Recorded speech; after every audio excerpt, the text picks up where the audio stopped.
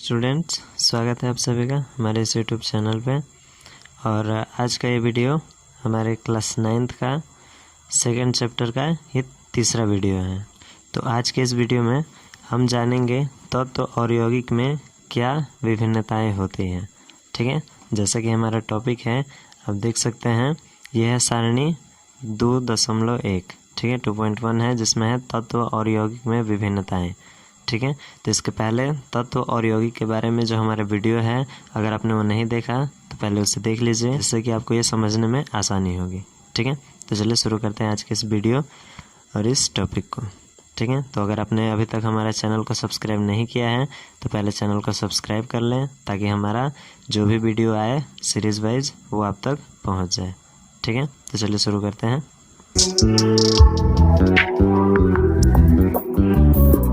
आप इसे आराम से समझिएगा और अगर ध्यान से समझिएगा तो याद ज़रूर हो जाएगा। ठीक है, देखिए टेबल में एक तरफ तत्व के बारे में दिया है, दूसरी तरफ यौगिक के बारे में। ठीक है, तो चलिए एक एक करके देखते हैं दोनों के बारे में। जैसे देखिए, सबसे पहले तत्व में दिया है कि तत्व वह पदार्थ है जिसे दो या अधिक विभिन्न पदार्थों में विभाजित नहीं किया जा सकता है। ठीक है, यानी कि अगर हमारे पास कोई तत्व है तो उसे हम एक से ज़्यादा भाग, यानी कि ना तो दो भाग में तोड़ सकते हैं और ना ही दो से अधिक भाग में तोड़ सकते हैं। ठीक है, जैसे कि एग्जाम्पल के लिए हमने तत्व के बारे में पढ़ा है कि जो तत्व होते हैं वो ये हाइड्रोजन, हीलियम, लिथियम, ये सारी चीज़ें होती हैं। ठीक है, अब जैसे हम मान लेते हैं हमारे पास एक चीज़ है हाइड्रोजन। ठीक है, हाइड्रोजन। अब अगर हम हाइड्रोजन को एक से अधिक भाग में तोड़ना चाहें तो हम इसे नहीं तोड़ सकते हैं। ये हाइड्रोजन खुद अकेला है और इसे हम एक से ज़्यादा भाग में नहीं तोड़ सकते हैं, इसलिए क्या होगा, तत्व होगा। ठीक है, ये पहला है। उसके बाद देखिए, यौगिक में वही चीज़ दिया है कि यौगिक को रासायनिक विधियों द्वारा दो या अधिक विभिन्न गुण वाले पदार्थों में विभक्त किया जा सकता है। ठीक है, यानी जब हम कोई रासायनिक विधि अपनाएंगे तो हम यौगिक को दो भाग में या फिर उससे अधिक भाग में उसे तोड़ सकते हैं। ठीक है, और जो अलग अलग भाग में टूटेगा उसका गुण भी अलग अलग होगा। ठीक है, ठीक है, तो देखें यानी जो यौगिक है इसे दो या अधिक भाग में तोड़ा जा सकता है। ठीक है, जैसे कि देखिए इसके लिए हम एक एग्जांपल लेते हैं। जैसे कि मान लीजिए यहाँ पर है CaCO3। ठीक है, जो कि होता है कैल्शियम कार्बोनेट। तो होता ये है कि जब हम इसे गर्म करते हैं, ठीक है, गर्म किया जाएगा तो ये बनेगा, इससे हमें दो तरह के यौगिक मिलते हैं। ठीक है, सबसे पहला जो मिलता है वो होता है CaO यानी कैल्शियम ऑक्साइड, और प्लस में जो आता है वो होता है CO2। ठीक है, यानी इस तरह से इसका विघटन हो जाता है। ठीक है ना, यानी देखिए ये एक यौगिक था और जब इसको गर्म किया गया तो एक ये अलग हो गया है और दूसरा ये अलग हो गया है। ठीक है, तो ये चीज़ होता है यौगिक में। वही चीज़ यहाँ दिया है कि रासायनिक विधियों द्वारा दो या अधिक विभिन्न गुण वाले पदार्थों में विभक्त किया जा सकता है। तो हमारे पास एक यौगिक था और इसको हमने दो भागों में विभक्त कर दिया। ठीक है, तो ये होता है यौगिक। ठीक है, उसके बाद देखें तत्व में दूसरा है कि तत्व एक ही प्रकार के परमाणुओं का बना होता है। ठीक है, अब जैसे मान लीजिए हमारे पास हाइड्रोजन है तो हाइड्रोजन के अंदर जितने भी इलेक्ट्रॉन प्रोटॉन होंगे सब सदृश होंगे। ठीक है, यानी कि सबका गुण एक समान होगा। जितने भी इलेक्ट्रॉन होंगे सारे इलेक्ट्रॉन एक समान गुण वाले होंगे, जितने प्रोटॉन होंगे वो सारे प्रोटॉन एक समान गुण वाले होंगे। ठीक है, तो ये होता है इसका मतलब। ठीक है, और जबकि यौगिक में दिया है कि यौगिक विभिन्न प्रकार के परमाणुओं का बना होता है। जैसे मान लीजिए हमारे पास यही यौगिक है तो इसमें देखिए सबसे पहला एक कैल्शियम होगा, इसके गुण इसमें पाए जाएंगे, फिर कार्बन है और फिर ऑक्सीजन है। यानी कि इस कैल्शियम कार्बोनेट के अंदर एक कैल्शियम है, कार्बन है और ऑक्सीजन है, यानी तीन तरह के गुण इसमें विद्यमान होंगे। ठीक है, वही चीज़ यहाँ दिया गया है कि विभिन्न प्रकार के परमाणुओं का बना होता है। ठीक है, यानी इसमें कैल्शियम के परमाणु, कार्बन के परमाणु और ऑक्सीजन के परमाणु होंगे। ठीक है, फिर देखिए तीसरा है सिर्फ तत्व एक ही पदार्थ का बना होता है।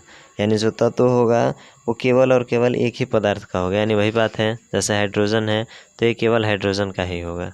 ठीक है, जबकि यौगिक क्या होगा, तो दो या अधिक विभिन्न पदार्थों से बना होता है।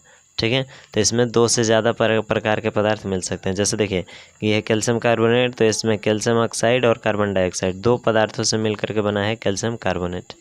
ठीक है, फिर देखिए चौथा है तत्वों के भौतिक और रासायनिक गुण यौगिकों से भिन्न होते हैं। यानी जो तत्व का भौतिक या रासायनिक गुण होगा उसके यौगिक से भिन्न होगा। ठीक है, जैसे हम दो तत्व लेंगे और उनका जो भी गुण होगा जब उससे यौगिक बनेगा तो उसके पदार्थ से वो काफ़ी अलग हो जाएगा। ठीक है, जैसे देखिए इसके लिए हम लेते हैं एक हाइड्रोजन, ठीक है, H2 और प्लस में है O2। ठीक है, जब इन दोनों तत्वों को मिलाया जाएगा, हाइड्रोजन और ऑक्सीजन दोनों अलग अलग तत्व हैं, लेकिन जब इनको मिलाया जाएगा तो ये बनेगा H2O जो कि जल एक यौगिक होगा। ठीक है, तो इसमें देखिए जो हाइड्रोजन है यह एक दहनशील गैस है, यानी ज्वलनशील जलने वाला गैस है, और जो ऑक्सीजन है ये दहन का पोषक है। ठीक है, यानी कि इससे आग जलने में मदद मिलता है। ठीक है, लेकिन जब ये दोनों आपस में मिल जाते हैं तो जब अगला यौगिक जो बनता है जल, तो जो इसका गुण होगा वो इन दोनों के गुण से काफ़ी भिन्न होगा। ठीक है, इसका यही मतलब होगा। ठीक है, फिर देखिए इसमें है कि यौगिक के भौतिक और रासायनिक गुण तत्वों से भिन्न होते हैं।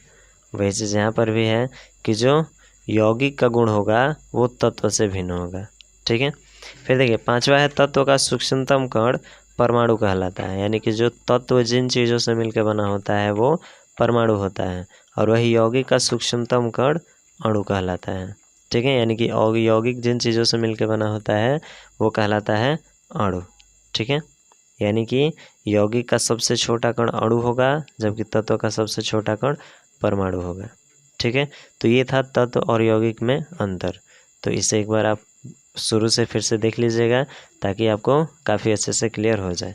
अब आगे देखें, यहाँ इसके बारे में ये दिया है कि परमाणु और अणु की विशेष जानकारी अगले अध्याय में दी गई। यानी कि जब हम अगले अध्याय पढ़ेंगे जो कि है परमाणु संरचना, तो वहाँ पे परमाणु और अणु के बारे में काफ़ी अच्छे से पढ़ा जाएगा।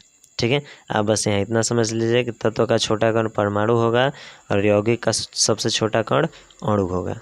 ठीक है, बस यहाँ इतना याद रखिएगा। तो ये टॉपिक जो है तत्व और यौगिक में अंतर, ये आपके लिए बहुत ज़्यादा इम्पोर्टेंट है, तो इसे काफ़ी अच्छे से आप पढ़ लीजिएगा और क्लियर याद कर लीजिएगा। ठीक है, अब देखिए ये था इसका तत्व और यौगिक का अंतर। अब जो इसका अगला टॉपिक है वो है मिश्रण का। ठीक है, यानी हम तत्व के बारे में पढ़ लिए, यौगिक के बारे में पढ़ लिए, अब है मिश्रण। ठीक है, तो चलिए इसे देखते हैं एकदम ध्यान से। तो देखिए मिश्रण वह पदार्थ है जो दो या अधिक तत्वों या यौगिकों को किसी भी अनुपात में परस्पर मिला देने से बनता है।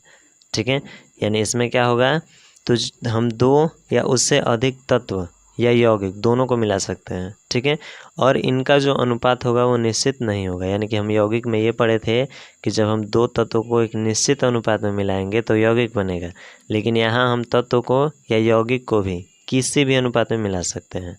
ठीक है, किसी भी अनुपात में परस्पर मिला देने से बनता है, और इसके अवयवों को सरल यांत्रिक विधियों द्वारा पृथक किया जा सकता है। यानी कि हम मिला देंगे तो एक मिश्रण बन जाएगा और हम किसी भी प्रक्रिया द्वारा उसे हम आराम से अलग कर सकते हैं। ठीक है, तो ये होता है यौगिक। अब देखिए जैसे एग्जाम्पल में दिया है, एक नंबर है वायु यानी हवा। ठीक है, तो जैसा कि हमें पता है हवा में क्या क्या चीज़ें होती हैं, तो देखिए यह नाइट्रोजन, ऑक्सीजन, कार्बन डाइऑक्साइड, जलवाष्प आदि का मिश्रण होता है।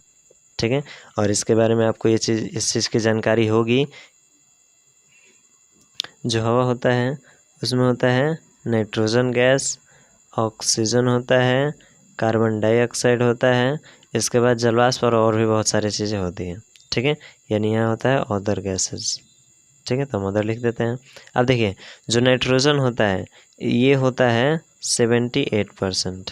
ठीक है, हमारे वायुमंडल में ये होता है। फिर जो ऑक्सीजन होगा ये होता है 21%। ठीक है, जो कार्बन डाइऑक्साइड होता है 0.03% होता है, और बाकी का 0.97% अदर गैसेस होती हैं। ठीक है, हमारे पूरे हवा का संरचना। ठीक है, यानी कि हमारे वायुमंडल में जो हवा होता है उसमें नाइट्रोजन होता है 78%, ऑक्सीजन होता है 21%, कार्बन डाइऑक्साइड होता है 0.03%, और बाकी जो गैसेस होती हैं वो 0.97% होती हैं। ठीक है, तो ये हमारे हवा जो है उसमें का अवयव है। ठीक है, यानी हवा क्या है, मिश्रण है। वही इसके बारे में दिया है वायु के बारे में कि यह नाइट्रोजन, ऑक्सीजन, कार्बन डाइऑक्साइड, जलवाष्प आदि का मिश्रण है। इसमें अल्प मात्रा में कुछ अन्य गैसें भी उपस्थित रहती हैं।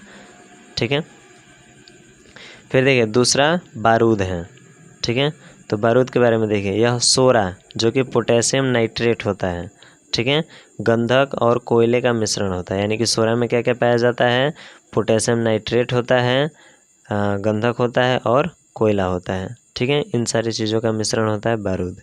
फिर तीसरा जो है इस्पात है, यानी कि स्टील।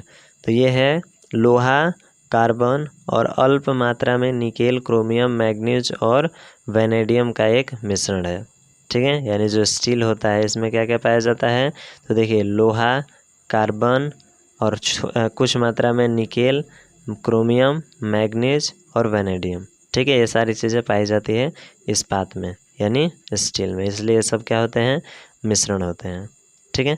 अब देखिए, अतः मिश्रण शुद्ध पदार्थ नहीं है, ये दो या अधिक शुद्ध पदार्थों यानी तत्व या यौगिक को परस्पर मिलाकर बनाए जाते हैं। मिश्रण में उपस्थित शुद्ध पदार्थ उनके अवयव कहलाते हैं, ठीक है। तो ये था मिश्रण, यानी कि मिश्रण जिन जिन चीज़ों से मिलकर बना होता है उसको क्या कहते हैं, अवयव, ठीक है। जैसे देखिए हवा में नाइट्रोजन, ऑक्सीजन, कार्बन डाइऑक्साइड ये सारे क्या हैं, तो हवा के अवयव हो जाएंगे, ठीक है। तो ये था मिश्रण। तो हमने तत्व, यौगिक और मिश्रण के बारे में पढ़ लिया। अब हमें पढ़ना है मिश्रण के गुण, ठीक है। तो ये पढ़ा जाएगा इसके अगले पार्ट में। तब तक के लिए आपके लिए ये ज़रूरी है कि तत्व, यौगिक और मिश्रण को काफ़ी अच्छे से आप याद कर ले और समझ ले कि कौन तत्व होगा, कौन यौगिक और कौन मिश्रण, ठीक है। तो इसके लिए आप हमारे इस तीनों पार्ट को देख लीजिए और अच्छे से समझ लीजिए कौन क्या होगा, ठीक है। तब जब हम मिश्रण के बारे में पढ़ेंगे, मिश्रण के गुण, समांग, विसमांग, तो वहाँ पे काफ़ी अच्छे से समझ में आएगा, ठीक है। तो आज के लिए बस इतना ही। तब तक के लिए आप पीछे का दोनों वीडियो देख करके और रिवीजन कीजिए, ठीक है।